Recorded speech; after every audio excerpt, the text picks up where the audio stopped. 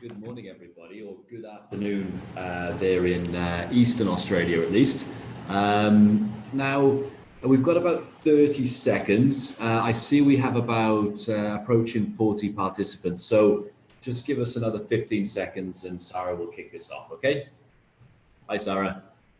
Hi, Tom. Morning and good afternoon, everyone in Australia. All right. I think it's, at least on my watch, it's 11 a.m. So I think you can get this started.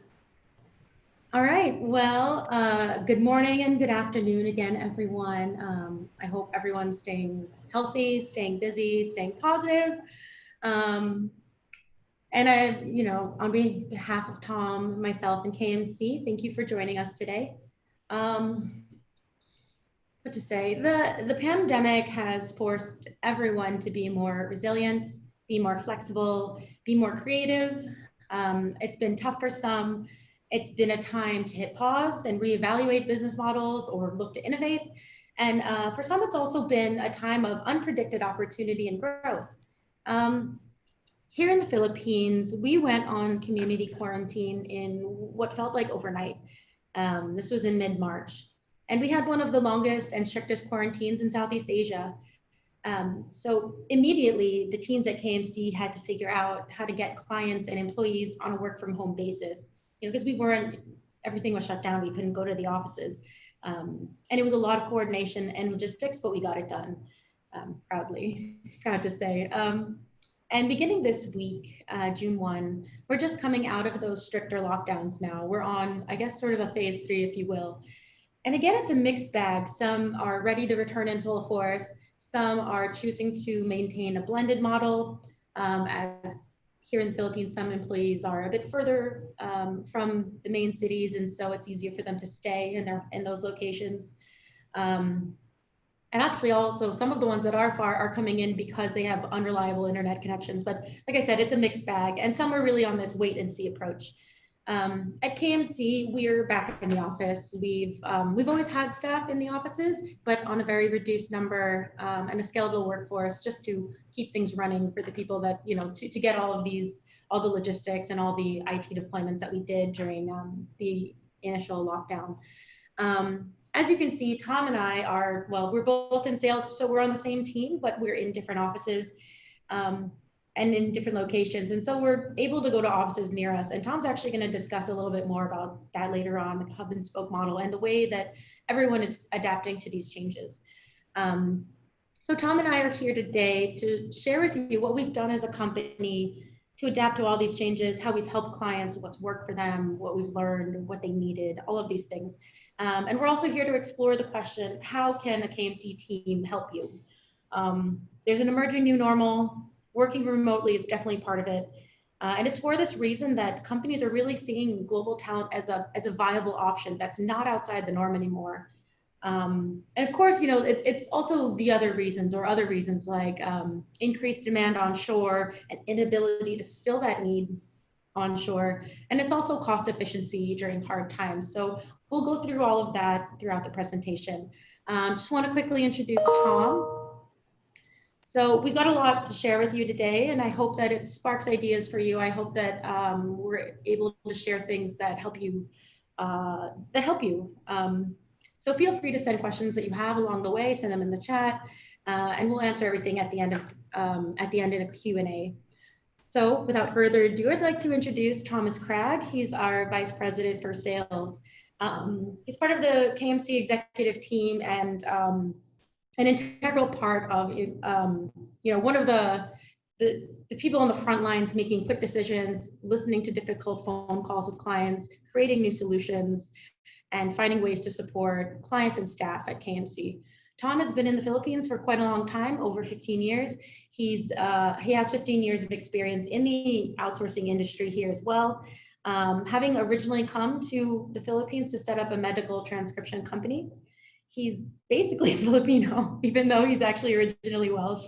And he's been with KMC for over 9 years, and he's been a huge part of the company's growth, and he's seen it all. So he's He's a wealth of knowledge, and I'm very proud to introduce him, very proud to be part of his team. I was just about to stop you before I start blushing, Sarah. Thank you very much indeed for the kind introduction. Just to return the favor, Sarah joined my team about 12 months ago now. I cherry-picked her to really lead our business development efforts around the Kmc teams, or the staff leasing model, or distributed teams, whatever you want to call it. And she's had a specific sort of emphasis there in the States, and been absolutely integral in bringing some like really huge enterprise accounts from Bay Area. I won't ruin the surprise, but one of those companies is actually what we're using today for the platform for this webinar, Zoom. I don't think the timing could have been any better for that, Sarah. And yeah, I know you're going to talk a little bit about that as a sort of case study a little bit later, given that it's really, we've had to overcome some big challenges to support that account. So yeah, thank you very much. And yeah, just to really get into it, KMC. So the who and the where. I'll start with the where. So we are the largest flexible office space provider here in the Philippines. We're across 10 different cities. 7 of those are in Metro Manila. And we have a few provincial locations like Clark, Iloilo, and Cebu. But the majority of the desks are here in Metro Manila. I'm actually in one of our sort of southern locations in Alabang, which is a few kilometers from where I live. I know, Sarah, you're there in Makati. We like for those on the call this morning that are working in square foot as opposed to square meters, we managed just shy of 1 million square feet of plug and play flexible office space. So that's the where. In terms of the who, well, we're about 1,600 employees. The majority of those are hired on behalf of offshore companies. And I think we're up to about 1,300 staff currently. Yeah, I mean that was the big attraction for me with KMC, was the fact that, you know, we were never just an office space provider. We always put huge emphasis on that value add, and we were very we were able to really quickly identify, you know, what those pain points were for clients, and we've always put a huge amount of emphasis around you know, HR and payroll support, technology services, and really providing solutions so that, you know, companies can avoid certain you know, rigmarole around getting registered here, that kind of thing. So that's us. We're actually 19,000 members strong in terms of people actually coming in and using these facilities. As you can imagine, Metro Manila very much a 24/7 city. So some of those workstations that you can see there are being utilized on a couple of shifts, hence the 19,000 figure. So moving on, Sarah's actually sort of kicked this off. So I won't spend too much time on this slide, but as Sarah mentioned, we were put under ECQ, or enhanced community quarantine, on March 15, and quite impressively, actually, we were, I think, the first developing nation to really respond and act quickly, and sort of enforce a lockdown. And I use the word enforce because I know that you know, I know that it's very different. In you know, every country has had a sort of different response to COVID or coronavirus, and yeah, I use the word enforce because it's you know, it's very strict. You know, it's very much like military checkpoints. You know, you'll roll down your window, show them your quarantine pass, and they'll ask you where you're going, and to make sure that you're really going out for the essentials, that kind of thing. We're now under GCQ, so we've been, as you can see, we've been really living our lives by acronyms over the past few months. And as Sarah said, when it first kicked in, it escalated really quickly. So that first week back in March, the restrictions were, you know, intensified almost daily, and we had to respond and react very quickly. to support our clients, because as you can see, we were only allowed 10% of the workforce in our offices, which meant that our support teams, customer experience and IT or technology services, they really had to move quickly. And I mean, we're talking about thousands and thousands of IT hardware deployments. Again, in a very challenging time frame. So yeah, that's kind of where we're at today. In terms of regulations, 75% of the workforce, at least for BPOs, are allowed to return to the office. And every company's different. As Sarah mentioned, some clients have, June 1, it was everybody back, and others are sort of like gradually returning to work. So yeah, it's been a challenge, because all of our clients are slightly different in their approach and culture in that respect. So yeah, I think Sarah also touched on this, so I'll keep moving. We want this to be interactive. I know Sarah mentioned that there's going to be a Q&A session at the end of this. So no need to wait till the end. If you want to start popping your questions into the chat or the Q&A icon at the bottom there, feel free to do so. But we want this to be interactive. We're keen to understand why you're joining this webinar today. And I suppose the question might be, what's the biggest problem that your company faces today? So we've broken it down into 6. We'll bring up the poll now and give you guys 15-20 seconds to just tick on the box that's most relevant to you. So just to run through loss of revenue, inability to retain domestic talent. I suppose that could be title loss of revenue in some respect. Growth and innovation projects being put on hold. Again, everybody's in survival mode at the moment. Decrease in access to capital, concerns around employee health and safety, and uncertainty. And I accept uncertainty is super vague. Let's narrow that down to uncertainty in terms of when is this going to get back to some level of normal. So I guess timeframes around uncertainty. So we'll just give you guys another 5 seconds or so. I see that we've got 78 participants now, so that's awesome. Hopefully most of you have had the chance to respond. All right, that's probably enough time. Let's see how the answers came in. Okay, so number 1, loss of revenue. Yeah, I mean, makes a ton of sense, and I think we can all relate and accept that everybody's had to soak up some short-term pain. Well, I say short-term, hopefully short-term pain over the last few months. So yeah, I'm glad to hear we're all in the same boat. Uncertainty, yeah, for sure. So listen, I think this is going to be very, very relevant to at least 36% of you. So let's keep this moving. So again, why are you joining today? I mean, the Philippines, we really want to present how the Philippines can be your launchpad back to a recovery or your solution to get things back on track. And you can see here we've just used the sort of map of the Philippines, or the archipelago, and you can see there where the heat map in terms of where KMC is, at least in terms of seat count. So moving on to the next slide. If Sarah and I have done our job today, or done our job properly today, the one thing that you'll go away with is the quality of the talent here in the Philippines.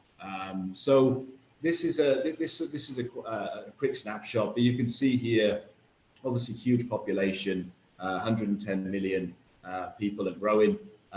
They're churning out about 700,000 graduates annually. And you can see that, a lot of those, or a good percentage of those graduates now are really in that sort of IT and engineering space. So again, with artificial intelligence and other advances technology-wise, and God knows there's been some advances in the last few months. But yeah, a lot of those employees, when I first arrived 15 years ago, most of the BPO sector was in that sort of lower skill bracket, the data encoders or the call center staff, like customer service, that kind of thing. Now I just browsed through our recruitment tracker this morning, and I'm always taken aback by the types of roles that we're hiring here, like full stack developers, that kind of thing. So it's really a diverse and very talented pool of employees here. Yeah, we're moving our way up the rankings in terms of the ease of doing business. I'm going to talk a little bit about the GDP on one of the following slides, and a lot of the contribution to GDP now is really like spending on the build projects in terms of like infrastructure. So again, hopefully that will just improve things in terms of ease of doing business and sort of getting around the metro. It's obviously known, I suppose, aside from the beautiful beaches, as the call center capital of the world. And as you can see, they're very digital savvy. But like again, as soon as you get off the plane, you realize very quickly that social media is a huge part of life here. So very technical savvy, and perfect population pyramid in terms of when you walk the streets of Manila, it seems like almost everybody you encounter is in that sort of working age bracket. So next slide, please. So yeah, again, I mentioned the call center capital of the world, #1 for voice. We've just presented this in terms of sort of how we compare to some of our neighbors, which are obviously also popular offshore destinations. So we've got Malaysia, India, of course, and Vietnam. But one statistic that always baffles me is the fact that the Philippines is actually the third largest English-speaking population in the world. That's still, that's always been an amazing statistic as far as I'm concerned. But very much, like English being the competitive edge here, and you don't have to, walk around one of our offices. You'll get that experience as soon as you arrive here in Manila, whether it's, when you first get into a taxi. The level of English is just amazing, really. So again, I wanted to talk a little bit about the economy. As you can see, very healthy growth here in 2019. And you can see there the huge contribution that IT-BPO has to that GDP. So 48 billion. And the BPO industry is actually about to move into first place. We think this year. So it's actually, again, talent. The industry that it's actually overtaking is contributions that are being sent back to the Philippines by overseas Filipino workers. So still Filipino employees, but based overseas. And I've seen some really heartwarming feedback recently about like the kudos that some of the healthcare workers are getting in UK hospitals and stuff like that. Filipino healthcare workers are getting. So again, like they're really great ambassadors for the Philippines. And I've already talked a little bit about the build projects. We've broken down, I think just four roles. We're more than happy to get on individual calls or calls with each of you individually to discuss specific roles. But most of our clients come in with a sort of specific pain point, whether it's accounts receivables or customer experience, you name it. We've probably hired for it over the last 10 years. But we've just broken it down to sort of four quite popular roles. So you can see here a quick demonstration in terms of the cost savings that you can expect to achieve in terms of labor arbitrage. And we've compared ourselves to Australia, of course, and Singapore here. So customer service, data entry specialists, again, very popular roles. And on the next slide, we've got digital marketing, and we put in here the full stack developer just so that you could really appreciate the scope of what's available here. And actually, it's really those like highly technical roles where the cost savings start to move towards, you know, as high as 80% in some cases. Thank you very much. Next slide. So yeah, I guess how to get started. We always used to say jump on a plane. It might be a little bit more complicated now, I suppose. But we've broken it down into three basic sort of offshoring models. Obviously, I'm going to be a little bit biased toward KMCs, and we'll save that one to last. But there's pros and cons to each of these, right? So started on the left, outsourcing to a third party, so sort of like traditional BPO. These, like, I think if you're really sort of like pressed for executive time, or you don't have the bandwidth, and you're looking to outsource something quite niche, you know, third-party BPO might be the way to go. Some of our clients actually come over from a third-party BPO, and they have some concerns, and they like our model just because there's a little bit more control in terms of one, the everyday output and the management and training of the staff, but also who is employed on their behalf. And again, the BPO industry, the attrition rates are a little elevated, and because of that, some clients have a few concerns around, you know, compliance. Obviously, with huge churn of employees, it's very, very difficult to remain compliant. And on the right-hand side here, you've got incorporating a company. So obviously, you know, jumping in the deep end, quite time-consuming in terms of how long it's going to take to get set up. We think at the moment 6 months is probably the quickest that you'd be able to register your entity here in the Philippines. Of course, you've got full control, which could be a good thing or a bad thing. Obviously, very, very time-consuming, and trying to navigate, you know, like Philippines local labor codes around HR and payroll. You know, not necessarily having that presence here, so maybe not quite having the employer branding, as it were, and obviously like huge amounts of like corporate housekeeping involved in incorporating your own company. KMC is sort of somewhere in the middle. So you can hire your staff through us, and we would take care of all of the heavy lifting in terms of, you know, recruitment, screening, ongoing HR and payroll, like onboarding, performance management, that kind of stuff. But we don't pretend to be experts at what our clients do. So all of that sort of training and management, and the final selection of employees or successful candidates is all ultimately we're at their mercy in that regard, and they even get to dictate, you know, what the compensation and benefit structure looks like for that employee. So yeah, a lot of our clients love the fact that they can really focus on you know, those everyday KPIs with their staff, and sort of leave all the headaches in the background, you know, the stuff that we're good at, to us. At which point I think I'm passing you on to Sarah.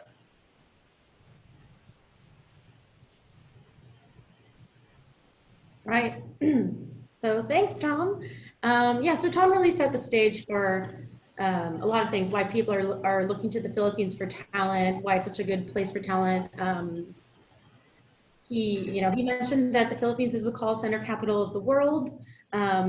We're number one in voice, all of that. We're very in tune with Western culture. We speak English very well. We have a neutral accent when we speak it. But the Philippines is much more than a call center destination. And that's what I want to stress in the next couple of slides. But we are great at all the things that we used to provide, like customer support and all of that. We're friendly. Filipinos generally, want to help and please. That's not what people are looking for anymore. They're seeing that the talent pool is much richer and deeper, and there's much more potential to look for more skilled talent. So companies are opening up their minds to the way that we look at overseas talent and what kind of teams we build here and how that affects and grows their business. some companies are leveraging tech talent to support and build tech products for their companies in all over the world, in the UK, in the US, wherever. Companies are looking at the Philippines also as the perfect place to set up a Southeast Asian hub or a presence here in Southeast Asia. You can see from the graphs, the type of talent we're hiring now really hits all sectors. We've got digital, media, apps and software, finance, IT, engineering, data and research, a little bit of customer support, but the majority is no longer customer support, which is really exciting for the Philippines and really exciting for us at KMC. What else? And hiring is a huge opportunity also. Hiring here is a great opportunity to tap into new regions, like I said, new talent pools, new cultures, and the growth that you get is due to the cost savings you experience. And there's no trade-off on quality either. So in a time like this, when purse strings are tighter, this is a very, very attractive option for a lot of companies. And we've seen, if you look at the graph on the left, we've seen that despite COVID, people are hiring here. There's a need here. We've hired 373 people on behalf of other companies during the pandemic, and that's huge, right? Let's see. Yeah, and we've been able to do this for a number of reasons. I'll talk a little bit about KMC's, the way that we set up teams for you and what kind of teams we set up and how we do that, right? We, first of all, have an excellent reputation in the Philippines as an employer of choice. It's because we have a great culture, we have great facilities, we have great opportunities. We have all of these interesting opportunities for people or for Filipinos to work for international brands or international companies while being able to stay onshore. So it's a very, very interesting thing. We're also backed by a very dedicated and very talented talent acquisition team and a lot of other teams within KMC. And clients get to leverage that support system when building their own teams here in the Philippines. So what we do is we build a customized, specialized team for you. It starts with the job description on your end. We calibrate, we understand who you're looking for, and we do all of the legwork in finding that person. Because the idea is that we're setting up a team for you, and that that you should have buy-in across this process, because it should really feel like a team extension. Meaning that you can push over your company culture, you should feel that connection with the people that you're working with overseas, and so forth. Let's see what else I could say about this. And you know what, and this is also great for company, for retention, right? That building that bond overseas is great for retention, and also just the exposure of somebody working here, working for a business overseas. That kind of exposure is invaluable and not something you often see with other companies. I just wanted to jump in, actually, Sarah. Like that, you can see here a picture of one of our talent acquisition team, Monica, and she's presumably doing some video interviews. So there was a time, obviously, where candidates would have to come into the office, and we'd sit them down in one of our interview rooms and things like that. And again, now almost everything is being handled through Zoom. And even even some of the challenges with certain government agencies not being open. They are now, but they haven't been open for the last couple of months. So we've had to sort of rewrite the SOPs in terms of recruitment and onboarding. So again, like going back to those figures on the previous slide, again, huge kudos to everybody that's been involved in that process. Thanks, Tom. Yeah, it's really been, as Tom mentioned, there was a lot of things that we needed to, processes that we needed to reevaluate and figure out how do we create flexibility here so that we can get companies growing when they need to, because we couldn't wait for things to reopen, right? Because at the time, or here in the Philippines, announcements were coming. It was every 2 weeks or every couple of days, and we just didn't know what was going to happen, and companies needed support right now. And so that's what we did. Just to quickly go back to the model, right? We're setting up customized teams for you. We do all the legwork. We do the HR, the payroll. You have an HR business person that works with your account. So while we handle all of the administrative functions, we do the facility support. If you need an office, you have a plug and play office with coffee, water, high-speed internet, IT support, the whole kit and caboodle, as Tom likes to say. But what makes us different is that we allow you to drive the performance of your team. There's a lot of control that you as the client company get to have in this model. And we've seen that this is more successful this way. Like I said, it builds that connection with the teams. It drives retention. It also drives results, right? Because we don't pretend to know your business better than you do. So if you're able to drive those results, works out better for everyone. Next slide, please. So we provide HR and payroll support using a few digital tools. So one of them is Sprout. It's our HRIS software. It was developed in the Philippines for the Philippines. There's a lot of different algorithms that we use to calculate different types of pay. And because teams are working, the teams are working for companies that are offshore, people are working during the night. There's different calculations for all of that. So outside of that, it's also a very rich insights tool. So, this system is taking in lots of information, feeding it, and able to produce insights for you as you go throughout this process. We also have an onboarding, a digital onboarding tool. We started putting this in place. Sorry, we put this in place because, as you know, people are working online more and more.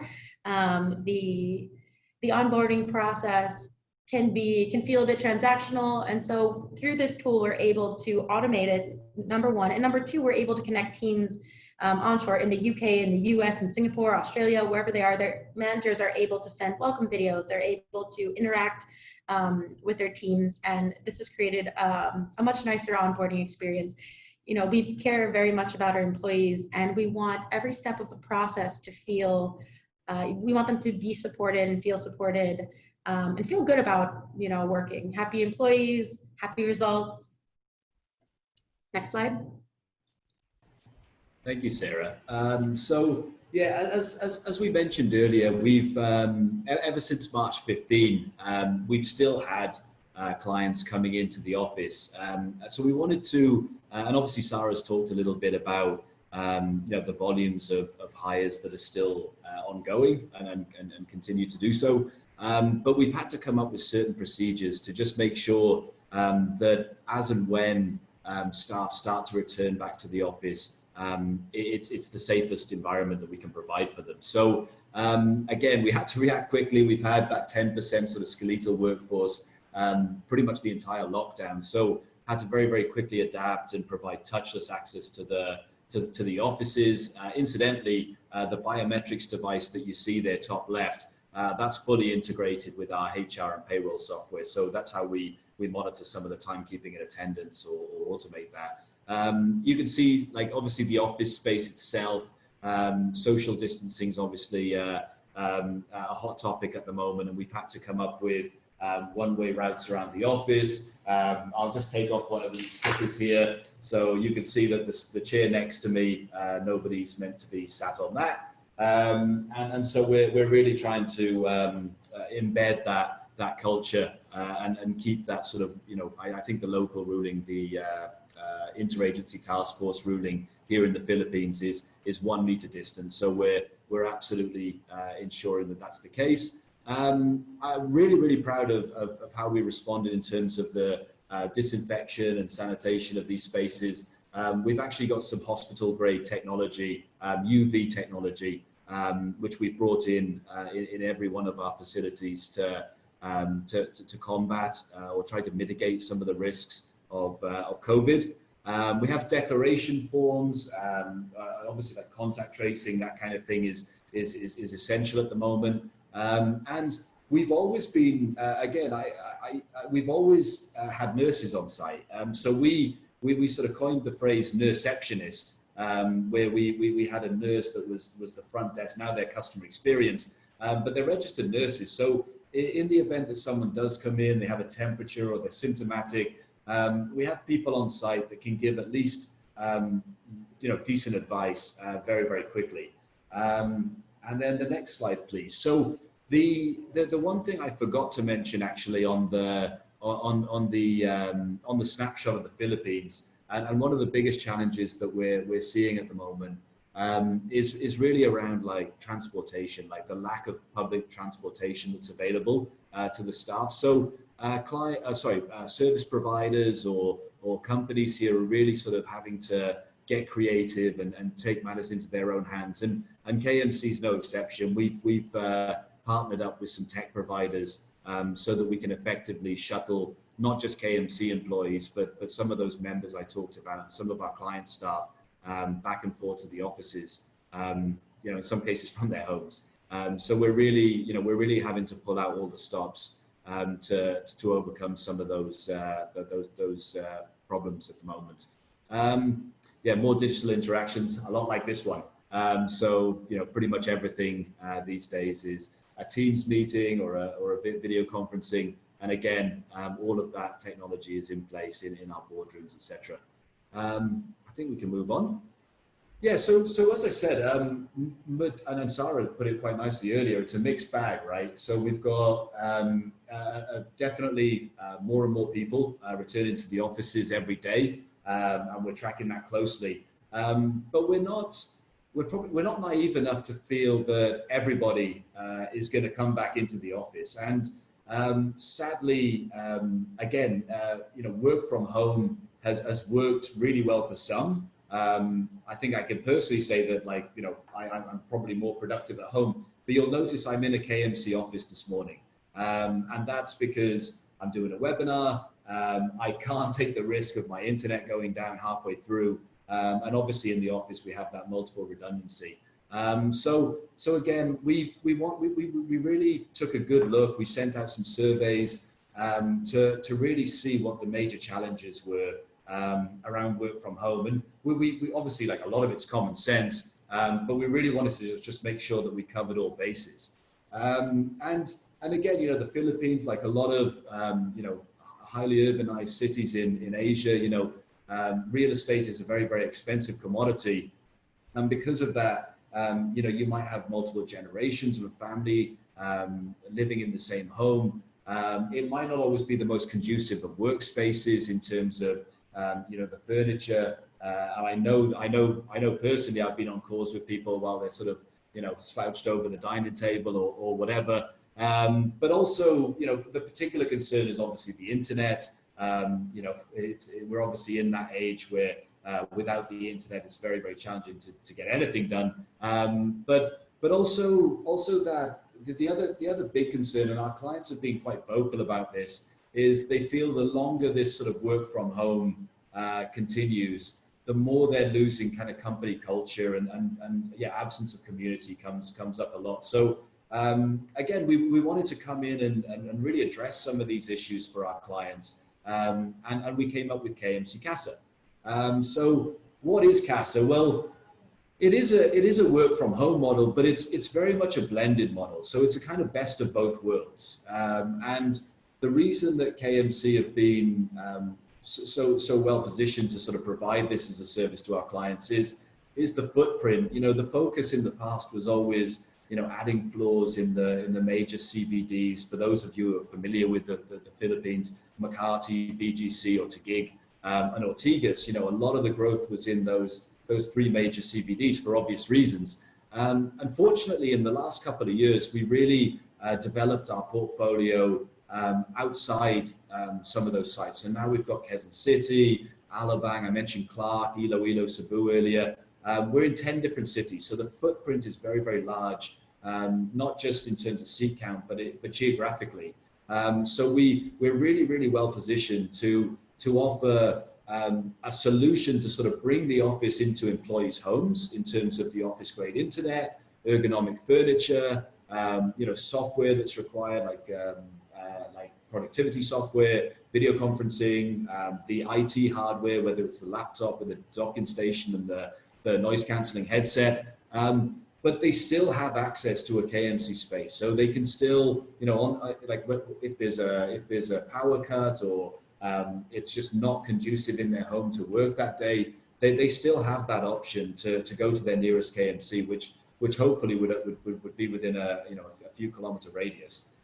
So that's CASA in a nutshell. And again, happy to talk a little bit more about that. But again, in terms of the results and based on some of the case studies that we've set up already, we're getting really, really good feedback about that product, and a lot of companies that are continuing to grow really feel like this is the answer here in the Philippines at the moment. So really proud of what we've been able to achieve there. Just skip on to the next slide, please. Yeah, so as I mentioned, they still have access to that huge community, better quality of life, I suppose. Working from home, you're not dealing with that commute to the office every day. Some employees commute up to 2 or 3 hours each way, believe it or not, here in the Philippines. So yeah, better quality of life. But yeah, I think my favorite bullet point on this slide is actually increasing your talent pool. So there's a huge percentage of the population that they might be stay-at-home mums. They don't want to, or dads for that matter. They don't want to go into the office. They need to be at home and keep an eye on the children or whatever. And because of that, having this CASA model allows you to tap into this larger talent pool, without setting up in a different part of the Philippines. So just wanted to touch on that. And obviously, if there was a spike in COVID cases in a few months' time, and touch wood, there won't be. But if there is, at least a portion of your employees are already very much kitted up and set up to work from home. So hope that all makes sense. But again, happy to take any sort of individual questions you might have on the CASA product. So again, I've been on a number of webinars for the flexible workspace and office space or serviced office industry. And you sort of can't go 5 minutes at the moment without hearing about hub and spoke or work near home. And I think this slide just really demonstrates how we can achieve that model. You can have your headquarters in one of those major CBDs I talked about, but allow your staff access to these other KMC locations, all over Metro Manila and all over the Philippines. So I think next we're going to start talking about a couple of case studies. So I'll do the first one, Sarah, and then I'll hand it over to you.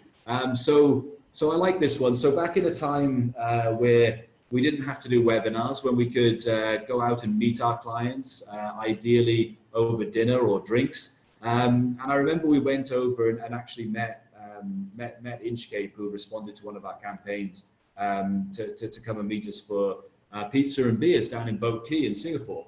And it was clear, having spoken to some of their people that joined us, it was clear that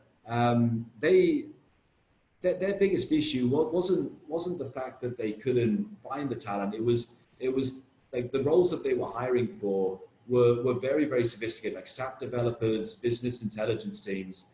And those individuals were in such high demand that, they'd stick around for 2-3 months. And sadly, they kept on, getting poached, and they had to keep replacing these employees.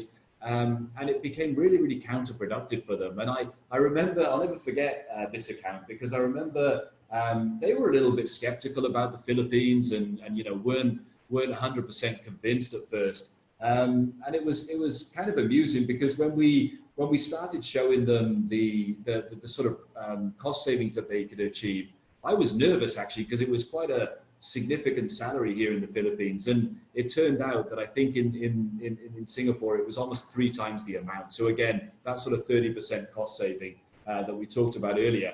And the amusing thing with this account, actually, they only wanted to start small. I think they only wanted 3 staff initially. And we sent them like 6 blind CVs, blind resumes, to kind of like coax them into taking the plunge and trying to set something up here in the Philippines. And it turned out they actually ended up hiring 5 from that initial batch. So again, just sort of again, really highlights how good our talent acquisition team is. And now, yeah, today, so that was about 2 years ago when they first got started. We've since been introduced to their counterparts in Sydney, as well as London. So as you can imagine, some quite high cost locations, and we're now hiring over 20 employees on behalf of Inchcape sort of globally. Over to you, Sarah. Thanks, Tom. So Tom mentioned that Zoom is one of our clients. We're very, very fortunate to have them as a client. And we have, in the last couple months, helped them with their very aggressive growth targets.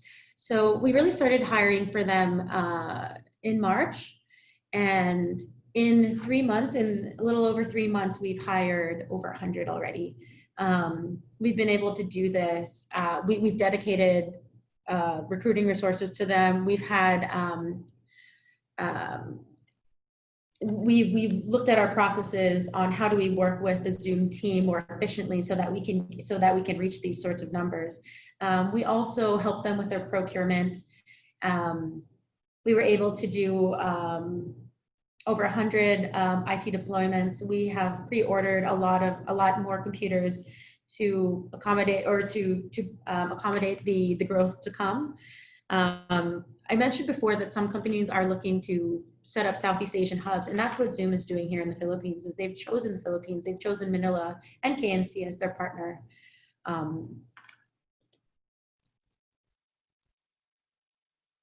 guess that's. I mean, if you have any other questions about Zoom, I'd be happy to go into more of the details around what's worked for them, their challenges, or anything like that. We are also hiring for Zoom, so anyone who's looking on here that might want a career at Zoom or know somebody who is looking for a new career during this time, Zoom has a lot of incredible opportunities. So Catch of the Day is one of Australia's largest online retailers. They're a massive e-commerce brand in Australia. They had been doing business in the Philippines for a while, for several years, with a traditional BPO. So that's a fully managed service, different than what KMC offers. They felt like their hands were tied in a lot of ways, and they were really looking for a lot more flexibility and transparency with the model that they weren't getting. And so they weren't able to drive the results they wanted. They weren't able to work with the team. For a lot of reasons, it wasn't working for them, right? And so they started to look out, and luckily they found KMC as their partner. So we've helped them grow massively. We're nearly at 100 folks for them, and they're continuing to expand. They've been expanding throughout this quarantine period. We have we've built a custom office for them. They've painted the walls in Catch branding. They have TVs inside where they can connect with their folks in Australia. They've also actually sent, they have a country manager that they've sent over here that I think in the beginning it was supposed to be sort of a couple months at a time, but now he's permanently here. We processed his work visa for him. We've actually even assisted with residential arrangements for him. And I think he's staying. He's fantastic to work with. And I think he's kind of like Tom, where has a love for the Philippines. He's a lifer. An honorary Filipino. So Catch has been a really excellent group to work with. You can see just how big their team is here. This is them at a location. This is their office, right? So you can see that nice space on the back wall there. That's painted by their in-house, by their actual team on the ground to Catch branding. And they and this photo on the bottom here is actually their Christmas party. So it's at a nice rooftop location here in BGC, and you can see it's just a huge team. Yeah, I've actually been over to Catch's space in Melbourne, and it's amazing how similar our office is to theirs. So again, what Sarah was talking about earlier, really like basically an extension of your existing team. That's exactly the environment that we're trying to provide our clients there. Yeah, absolutely. So life inside KMC. So KMC has always put a lot of emphasis on employee engagement, employee happiness, and creating opportunities for well-rounded employees, right? So the marketing team regularly puts together a calendar of events for networking opportunities, learning and development, and wellness, health and wellness.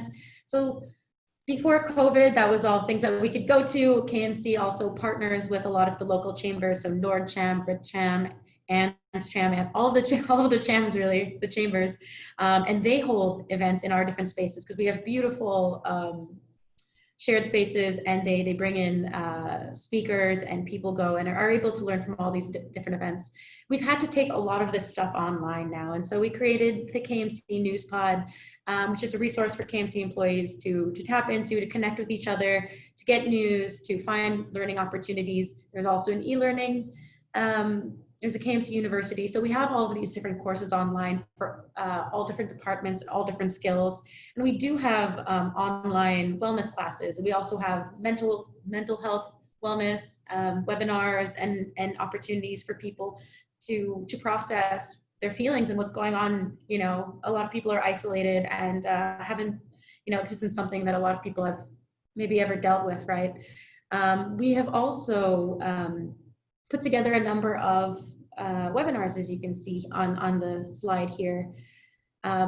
We found that, you know, people have responded very well to a lot of the different, I mean, we wanted to share everything that we've been learning, right? And webinars has been such an incredible opportunity to connect with people all over the world, and to share what we've learned and to learn from others at the same time, and to also see if we can help.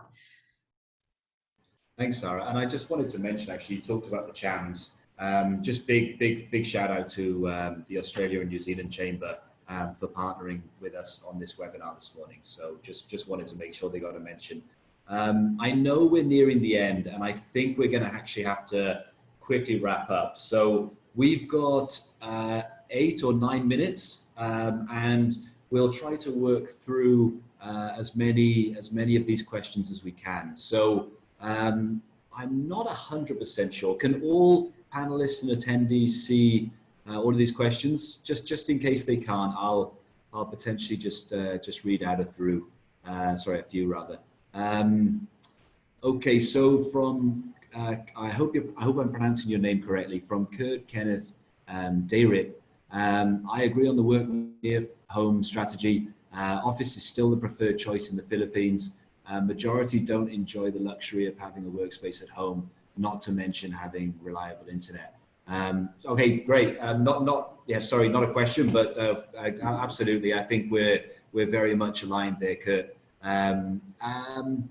There's another one here from Anne Cabale. Again, hope I'm pronouncing your name correctly. Hello, I'm interested to set up a BPO business. What is the type of BPO needed in the market? Oh, wow. How to get clients and get contracts? What are the necessary equipment needed? How to arrange payments, like service payment, quality of staff, personnel. Wow. I don't think we're going to be able to get through all that in the next 5 minutes. Anne, if you're still, I hope you're still listening. What we'll do is we'll reach out to you. We have a couple of suggestions. It's obviously quite broad, but we'll get back to you on that. And yeah, I think we'll just have to take that one offline and really have a sort of a one-on-one. Now, I've been reading from the Zoom webinar chat. I'm just going to check the Q&A so that we can see what else has come in. Oh, here we go. Okay, so in terms of cost savings data you showed, comparing Australia and Philippines, what you showed for Philippines was including KMC fees. Great question. So no, for the sake of the slide that we presented earlier, we wanted to make sure it was apples to apples. Obviously, you know, the cost of real estate, well, it depends where you are, but the cost of, you know, a co-working desk in Sydney would probably be in the range of about $1,000. So again, we're very, very confident we're going to save you a lot of money in terms of the space rental and things like that. But no, they didn't. Those slides, Obviously there's varying levels of experience, right? So you've got postgrads where the salary expectations might not be that high. And then you've got candidates that have done 5-10 years relevant experience. And their expectations are a lot higher. So, it's not impossible that for some of the roles that we placed, it would actually include. Again, just really depends on the level of experience, and every now and again you might come across a guru that doesn't have huge expectations, but also doesn't have huge experience. It's really something that we try to convey when we're presenting candidates to our clients. So we'd give you a snapshot, like a quick summary in the email saying, here's candidates A, B, and C. A has X amount of experience, they're currently earning this, and they're expecting this amount from this role. So you can tell early on in the process whether they're going to fit your budget. Maybe their salary expectations are so low, you question the quality. Again, all of that information is presented very, very early on in the process, just so that we can sort of manage your time and not waste any time processing candidates that aren't of interest. Hope that answers your question. Again, happy to work on job descriptions with you personally. I can't see the name. Oh, Peter Fox. Yeah, Peter Fox. I'm happy to get on a call with you and potentially take a look at a couple of job descriptions and present some costings for you. So maybe we can connect separately. In addition, I guess I just want to add, when we talk about KMC fees, the KMC fees are transparent. They're set, and we make that very clear early on. It's a cost plus model here with KMC. So I mean, that's all very straightforward, and we can get more into that, or Tom can get more into that with you directly, Peter. Thank you, Sarah. So I'll come back to you, Kim. I noticed Junie Zipagan interested to have a one-on-one discussion. So yeah, noted there. We'll definitely reach out and set something up at your earliest convenience. Coming back to you, Kim. So your question was, based on your extensive experience, what do you think the workforce of the future looks like, and how will education training needs adapt to meet industry needs in the new normal? Well, I think, I can only really talk about like the 15 years I've been here, and the skill set's definitely changed. And I think IBPAP, for the Business Processing Association here in the Philippines, IBPAP have done a really good job working with the universities to make sure that the skill sets being churned out are suitable for that ever changing BPO requirements, and again, like higher skill sets, etc. So that's happening. Is it enough to support the industry? Well, no, and I think KMC have really had to adapt ourselves, and Sarah mentioned earlier about the KMC University, and I think that this whole COVID thing, certain things that probably would have taken us 6-12 months to roll out, COVID's kind of really forced our hand, and really made us move a lot quicker than we probably anticipated, with a lot of the e-learning, a lot of webinars, and a lot of platforms that we're actually using, where there's a quiz at the end and things like that. I think a lot of it's going to be online for a long time, and I'm hoping I've answered your question. I'll just, Sarah, you might want to just add to that before I ramble on. Sure. I think that especially for the tech roles, companies are helping their employees upskill. So they're paying for trainings for them to learn more and be stronger employees with and work within that brand. People are also taking, now that we're doing more things online, people are looking online, people are going to Udemy, people are going to all of these different resources and enrolling themselves in these courses. So whether it's self-initiated or it's company-driven, people are, the support is coming from both ways. In the tech industry, I mean, there's incredible need here. I think all around the world, there's a need for tech talent, and the trend has always been that you've needed to keep up with the new languages, with the new, with everything new that's going on. So we see support on both ends. I don't know if that answers the question, but we see company support or client support. We see employees taking it upon themselves to upskill, but everyone is always upskilling. This is awesome, everybody. Like, we've had so much interaction here, so much Q&A, and we're about to run out of time. Do you handle app developers for hire? Tony, yes, we do. Do you have month-to-month per seat contracts for businesses who have some employees who might need to work in an office setting temporarily? Yes, we do. At the moment, in the past, we've had like minimum lease terms. We're very, very mindful at the moment that there is this ad hoc need for work near home, et cetera, et cetera. So yes, we do month-to-month solutions, Roy. So feel free to reach out. I've actually just put my email address into the chat. So if there's anything I haven't got to, or anyone that reached out and wanted a one-on-one conversation, please drop me a note. We'll get in touch with you anyway. But feel free to drop me a note. And I think that's 12 o'clock or 2 p.m. there in Eastern Australia, I'm afraid. So I'm sort of mindful of everybody's time. Okay. Oh, apparently I didn't send that to everybody. I just sent it to the panelists. So I'll send that to everybody right now. Listen, on behalf of KMC, thank you so much for joining us today. It's been pretty good participation and lots and lots of Q&A, which we like. So hopefully we'll have the opportunity to keep talking to a number of you over the coming days and weeks. So again, thank you very much for taking time out. Thank you so much, everyone. All right. Thanks. I'll close this down.